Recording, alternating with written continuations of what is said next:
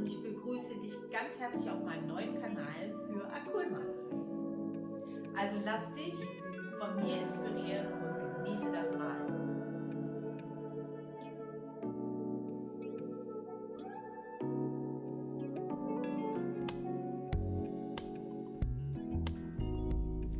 Hallo, herzlich willkommen. Ich möchte heute wieder einen Teil des Bildes mit meiner Folientechnik gestalten. Eine Ebene des Bildes als Special Effekt. Ich habe mir blaue Farbtöne heute ausgesucht.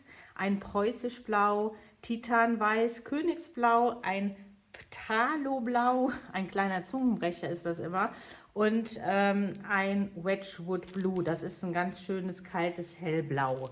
Damit möchte ich jetzt gerne auf die Folie spachteln. Ich fange an und nehme erstmal einen dunklen Farbton und mache ganz wild, streife einfach die Farbe von der Karte ab. Dann nehme ich mir Weiß dazu. Spachtel auch eine Fläche. Dann nehme ich drumherum ein bisschen Wedgwood Blue. Mache die Karte zwischendurch immer wieder sauber. Ich möchte, dass das schön dynamisch und spontan entsteht. Nehme immer schön Weiß mit dazu.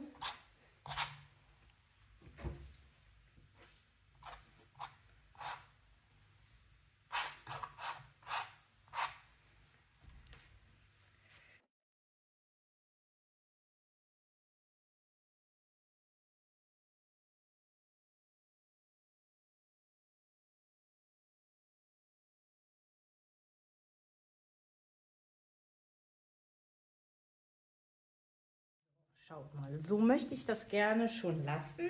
Das finde ich halt ganz gut. In dem Fall möchte ich aber noch einen Schritt weiter gehen und mache die Folie jetzt sogar, beziehungsweise die Farbschicht, die ist jetzt noch ganz nass, und sprühe mit so einer Wasserflasche einfach mal so da drauf.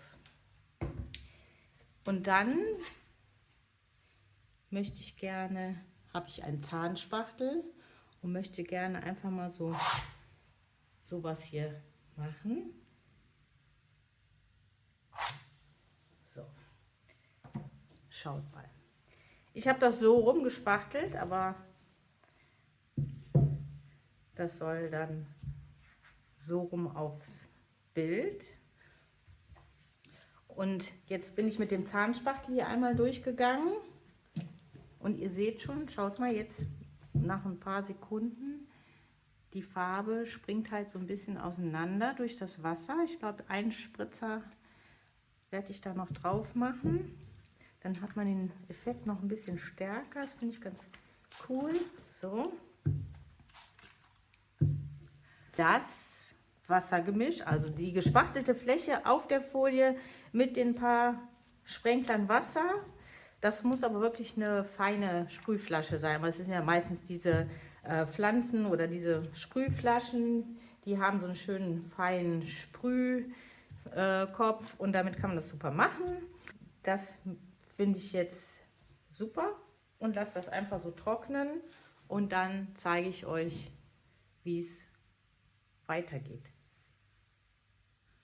Ich möchte gerne jetzt einen grünlich-blauen Untergrund spachteln. Ich habe jetzt erstmal mir die Farbpalette. Ich habe hier so ein richtiges, schönes, knackiges Grün, ein helles Olivgrün, ein Salbeiton, der nennt sich Grau-Grün, ein Paints-Grau, das ist ein ganz dunkelblau, schwarz, ein Farn, ein dunkles Oliv, ein Cadmium-Orange, Weiß, Titanweiß und ich habe mal Neon-Orange dazu genommen.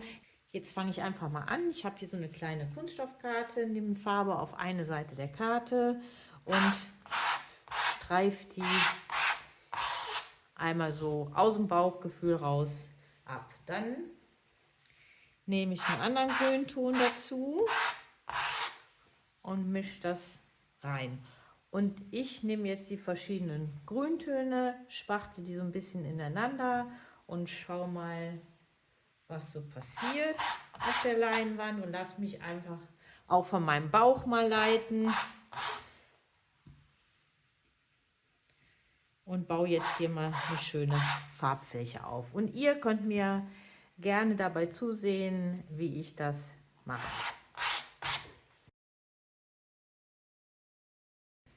Zwischendurch mache ich die Karte auch mal sauber, damit man nicht so einen vermatschten Farbtöne nur bekommt.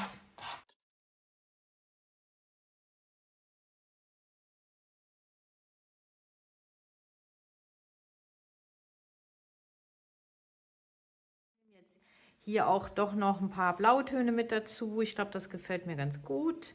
Und da haben wir ein Wedgwood Blue, ein Phthalo Blau, ein Königsblau, ein Titanweiß und ein Preußisch Blau. Und ich fange mal an und schaut mal, was draus entsteht. Ich möchte mir hier ein bisschen frei halten für einen Neonfarbton.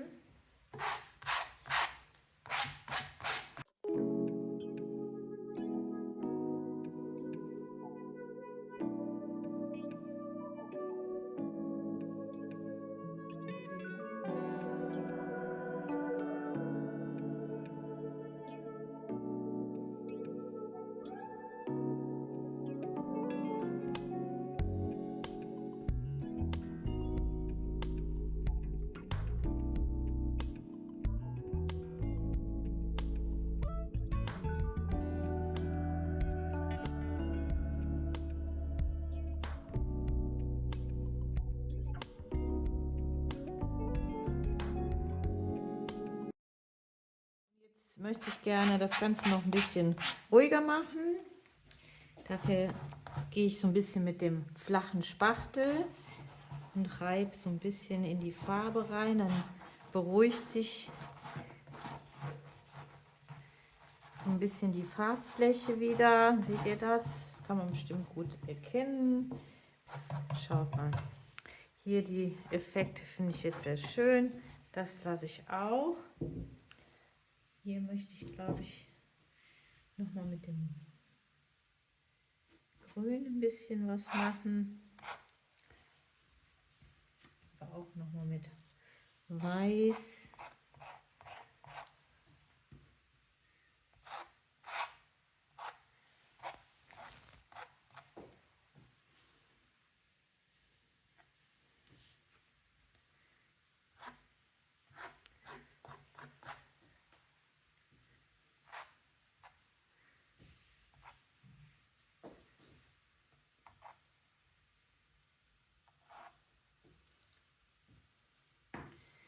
So, hier oben bin ich jetzt eigentlich sehr zufrieden. Hier unten gefällt es mir noch nicht ganz so. Deswegen gehe ich hier nochmal mit der Karte.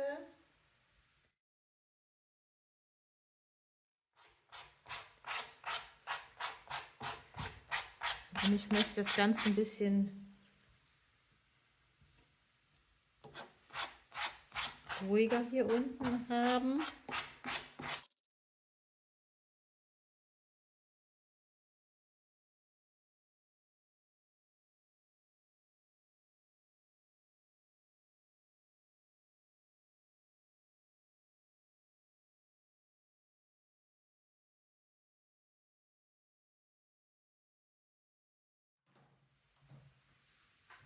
Was man auch gut machen kann, ist, wenn man sowas hat und man das ein bisschen beruhigen möchte, man kann auch super mit so einer Farbrolle arbeiten und einfach mal so ein bisschen die Farbe ineinander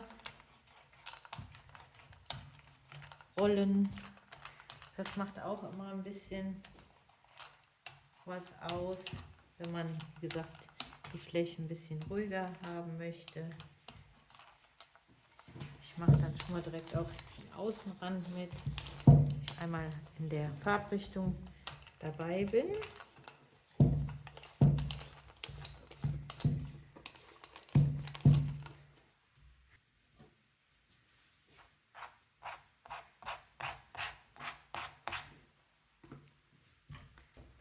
So, ich mache die Fläche jetzt hier unten tatsächlich noch ein bisschen grüner.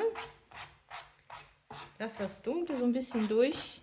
Auf der weißen Leinwand hat mir das Grüne nicht so gut gefallen. Das war mir zu knackig. Da oben sieht es natürlich super aus, aber hier finde ich jetzt ganz gut, dass der dunkle Untergrund da so ein bisschen durchkommt. Und wie gesagt, das sind so alles so Sachen, die habe ich jetzt spontan gesehen, entschieden und deswegen immer einfach ausprobieren, machen, auch wenn mal zwischendurch was nicht so im ersten Moment scheint, als wenn es super wird, aber dann einfach weitermachen.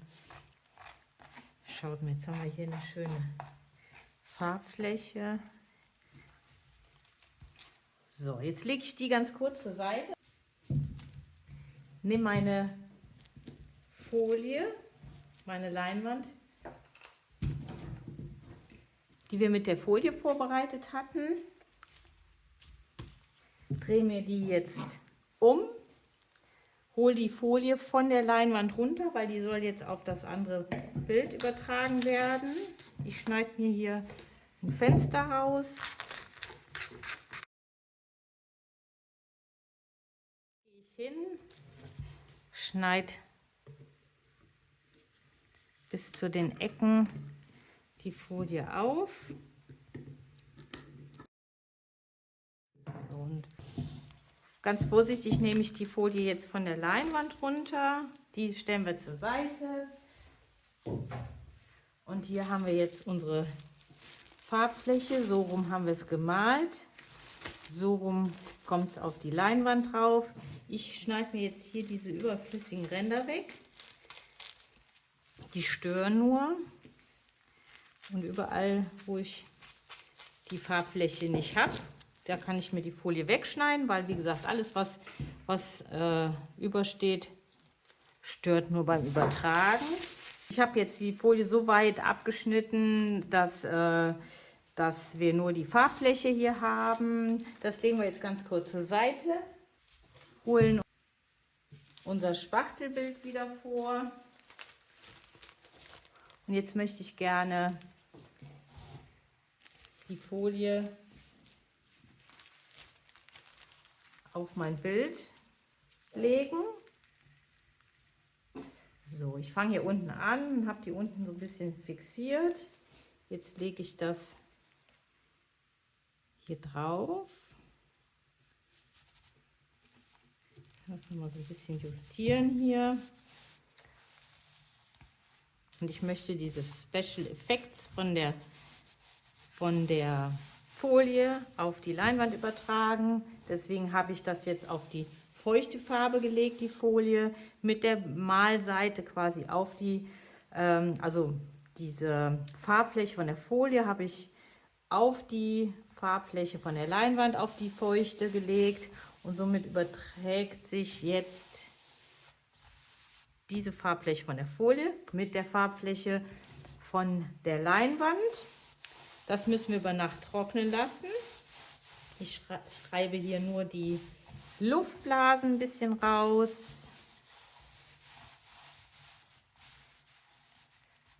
So, nämlich wo überall Luftblasen sind, da hält die Farbe nicht von der Folie auf der Leinwand. Deswegen mache ich das relativ gewissenhaft und reibe so lange, bis ich meine, das ist alles weg. Alle Luftblasen, schön das fest.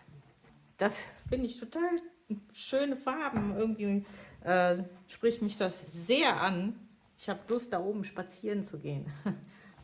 Ja, ich lasse das jetzt über Nacht trocknen, weil das muss über Nacht trocknen. Das kann man nicht föhnen oder irgendwas.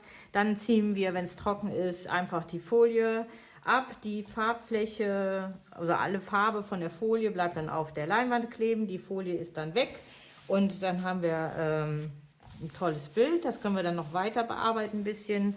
Und ja, jetzt müssen wir ein bisschen Geduld haben über Nacht, einfach liegen lassen und dann kann man am nächsten Tag weitermachen.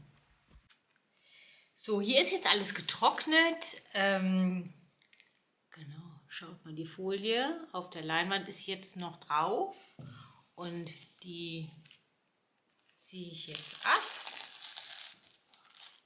Wartet mal, ich schaue mal, dass ich euch das ein bisschen näher zeige. Schaut mal, ich ziehe die Folie ab. Ein bisschen Farbe bleibt hängen, aber der Großteil, schaut mal hier, ist drauf. Die Folie ist dann weg. Und schaut mal, was das für ein super Effekt ist. Das glänzt, ich gucke mal halt mal so ins Licht.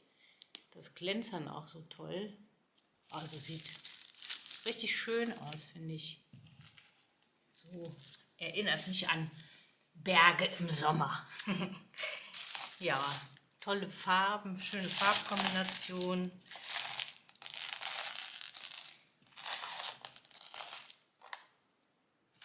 Genau, einfach abziehen. So. Hier seht ihr jetzt, die Folie ist von der Leinwand runter. Und ihr seht das Bild, also quasi nach der Übertragung von der Farbfläche von der Folie. Hier ist jetzt alles drauf, sieht total schön aus, finde ich.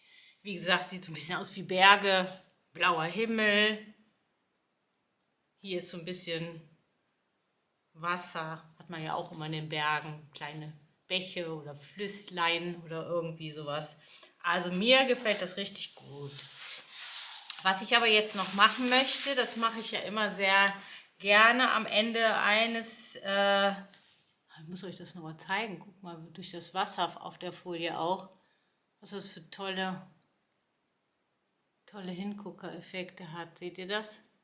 Das ist nur, hier sind jetzt nur so wie so Wassertropfen, dann, ja, waren ja auch Wassertropfen, die sind halt nur getrocknet und durch die Folientechnik kann man die halt auf die Leinwand übertragen.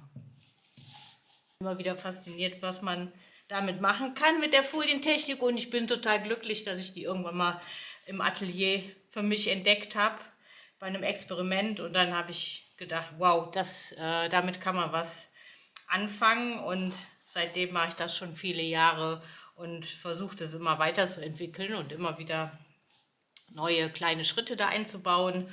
Ja, und zeige euch das dann immer mal wieder ein Bild mit meiner Folientechnik. So, jetzt habe ich aber, glaube ich, genug gequatscht. Jetzt mache ich einfach mal den Rand weiß. Dafür nehme ich einen Haushaltsschwamm. Dann habe ich hier noch eine Palette. Das ist ein anderes von einem anderen Bild, aber da ist noch so viel Weiß drauf. Das möchte ich nicht wegschmeißen. Und das nehme ich jetzt dafür, weil ich brauche auch Weiß. Und da brauche ich nicht keine neue Farbe benutzen. Und ich gehe jetzt hin mit dem Schwamm und mal den äußeren Rand des Bildes weiß. Das muss man wahrscheinlich, schaut mal, das deckt nicht direkt im ersten Moment. Das muss man wahrscheinlich, weil ja was Dunkles drunter ist, muss man das dann 2-3 Mal machen. Aber erstmal drumherum.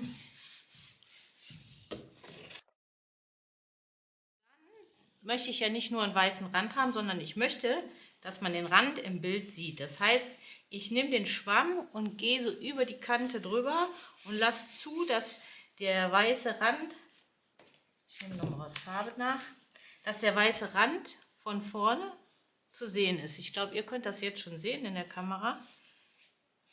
Und dann gibt das so einen, ja, wie so einen optischen Rahmen. Und das finde ich immer ganz schön. Nicht immer, nicht bei jedem Bild, aber bei vielen Bildern sieht es halt einfach toll aus und aufgeräumt und ordentlich. Und das, ja, das finde ich immer ganz schön. Das muss man nicht übertreiben. Der Rand braucht ja nicht so riesig breit sein, aber so ein ganz klein bisschen so optisch ist das doch schon eine schöne Sache. Hier gehe ich direkt nochmal über den Rand und ziehe meinen Rand hier so ein bisschen rein.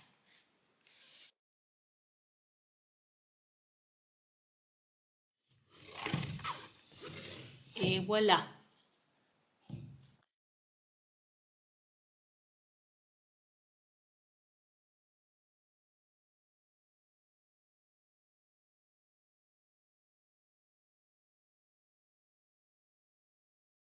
Bild ist jetzt fertig und ich hoffe, ihr hattet richtig Spaß am Video, habt wieder was Schönes Neues gesehen, eine neue Variante von meiner Folientechnik auf jeden Fall.